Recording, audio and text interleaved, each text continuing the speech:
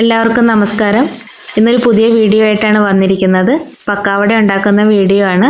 ഒത്തിരി പേർക്ക് അറിയായിരിക്കും, എന്നാലും അറിയാത്തവർക്ക് വേണ്ടിയിട്ടാണ് ഞാൻ ഈ വീഡിയോ ചെയ്യുന്നത്. ഓണത്തിൻ്റെ സീസൺ ആയാൽ നമുക്ക് പെട്ടെന്ന് ഉണ്ടാക്കിയെടുക്കാൻ പറ്റുന്ന ഒരു വറുത്ത പലഹാരമാണ് പക്കാവട. അതുണ്ടാക്കുന്നത് എങ്ങനെയാണെന്ന് നോക്കാം.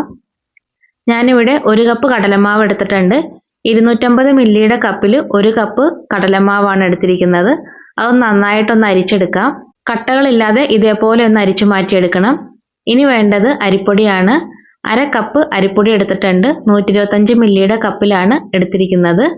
വറുത്ത അരിപ്പൊടിയാണ്, ഇടിയപ്പത്തിൻ്റെയൊക്കെ പൊടി. ഇനി വേണ്ടത് 1.5 ടീസ്പൂൺ മുളക് പൊടിയാണ്, കാശ്മീരി മുളക് പൊടിയാണ് എടുത്തിരിക്കുന്നത്. അതിൻ്റെ കൂടെ വേണ്ടത് 1/2 ടീസ്പൂൺ പെരുംജീരകം പൊടിച്ചത്, 1/4 ടീസ്പൂൺ കായപ്പൊടി, 1 ടീസ്പൂൺ അളവിൽ ഉപ്പ് എടുത്തിട്ടുണ്ട് കേട്ടോ. അതും കൂടെ ചേർത്ത് കൊടുക്കാം. ഇനി ഇതിലേക്ക് വേണ്ടത് വെള്ളമാണ്. നമുക്കിത് കുഴച്ചെടുക്കാനുള്ള വെള്ളമാണ് വേണ്ടത്. ഒരു 5 അല്ലി വെളുത്തുള്ളി ചതച്ചിട്ട വെള്ളമാണ് ഞാൻ ഒഴിച്ചിരിക്കുന്നത്. വെള്ളത്തിൻ്റെ അളവ് 125 മില്ലിയാണ്. നമ്മൾ അരിപ്പൊടി അളന്നെടുത്ത അതേ പാത്രത്തിലാണ് വെള്ളം അളന്നെടുത്തിരിക്കുന്നത്. ഇനി നമുക്ക് നല്ലതുപോലെ ഒന്ന് കുഴച്ചെടുക്കാം. ഞാനിപ്പോൾ നമ്മുടെ പൊടി ഇതേപോലെ ഒന്ന് കുഴച്ച് ഉരുട്ടി മാറ്റി വെച്ചിട്ടുണ്ട്. ഇത് ഒരു സേവാനാഴിക്ക് എത്രത്തോളം വേണോ ആ കൃത്യം അളവാണ് ഞാനിപ്പോൾ പറഞ്ഞിരിക്കുന്നത്. ഈ അളവിലെടുത്താൽ നമുക്ക് ഒരു സേവാനാഴി ഇതേപോലത്തെ മാവ് കിട്ടും. ഈ അച്ചാണ് കേട്ടോ നമ്മൾ സാധാരണയായിട്ട് പക്കാവട ഉണ്ടാക്കാനായിട്ട് ഉപയോഗിക്കുന്നത്.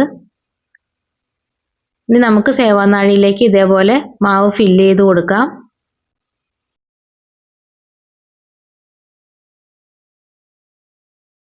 ഞാനിവിടെ എണ്ണ ഒഴിച്ചു കൊടുത്തിട്ടുണ്ട്.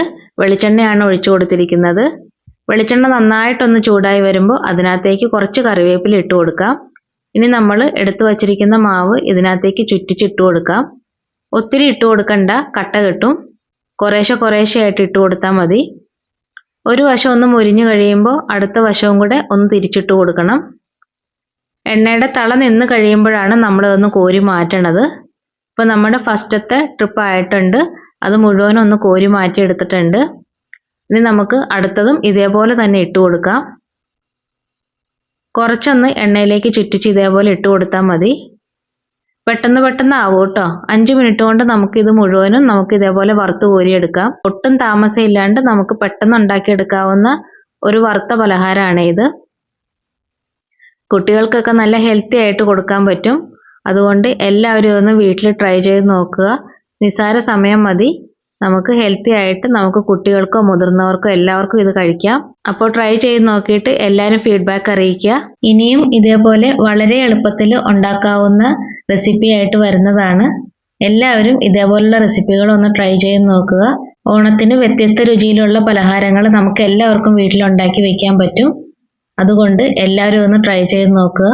പക്കാവട ഉണ്ടാക്കുന്ന ഈ റെസിപ്പി ഇഷ്ടമായിട്ടുണ്ടെങ്കിൽ എല്ലാവരും കമൻ്റ് ഇടുക.